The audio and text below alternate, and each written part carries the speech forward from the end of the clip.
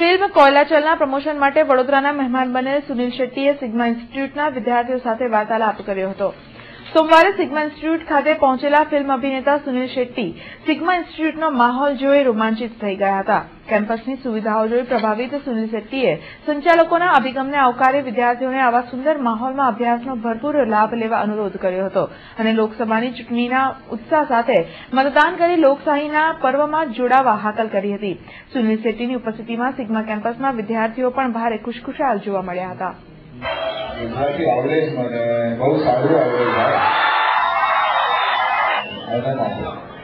Beautiful campus, let me tell you. Unfortunately, we didn't have the fortune. We have such a lovely campus when we were in Mumbai, a small little building.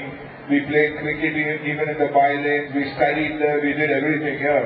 You guys have a fantastic facility, so I think you all should be happy.